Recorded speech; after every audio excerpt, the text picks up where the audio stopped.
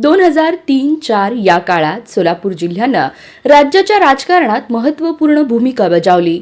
तत्कालीन मुख्यमंत्री सुशीलकुमार शिंदे व उपमुख्यमंत्री विजयसिंह मोहिते पाटील हे दोघेही सोलापूरचे प्रतिनिधी होते।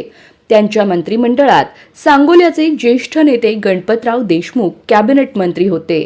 याशिवाय पंढरपूरचे सुधाकर परिचारक एसटी महामंडळाचे अध्यक्ष, तर माळशिरसचे हणमंत डोळस राज्य चर्मोद्योग विकास महामंडळाचे अध्यक्ष होते।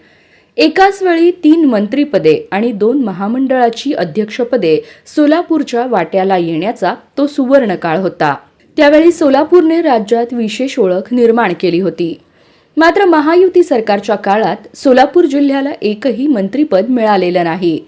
2019च्या विधानसभा निवडणुकीत महायुतीने जिल्ह्यात तब्बल 11 पैकी 10 जागा जिंकून ताकद दाखवली होती। त्यातही 2024च्या निवडणुकीत भाजपच्या 5ही आमदारांनी मोठ्या मताधिक्याने विजय मिळवला आहे।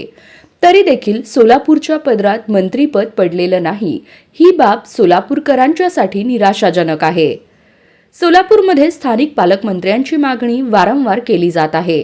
सुभाष देशमुख, विजयकुमार देशमुख, सचिन कल्याण शेट्टी आणि समाधान आवताडे यासारखे दिग्गज नेते असतानाही मंत्रिपद मिळालं नाही। यामुळे सोलापूरकरांच्या मनात नाराजी आहे। स्थानिक नेतृत्वाच्या अभावामुळे जिल्ह्याच्या विकासाला गती मिळत नसल्याचं जाणकारांचं म्हणणं आहे। एकीकडे इतर जिल्ह्यांना मंत्रिपदे व महामंडळांच्या अध्यक्षपदे मिळत असताना सोलापूरकडे होत असलेलं दुर्लक्ष हा मोठा प्रश्न आहे। सरकारच्या धोरणांमध्ये सोलापूरचा प्राधान्याने विचार केला जात नसल्याची भावना स्थानिक पातळीवर वाढत आहे। सोलापूरकरांना भविष्यात मंत्रिपद मिळणार का आणि जिल्ह्याचा विकास कसा होईल हे पाहणं महत्त्वाचं ठरणार आहे।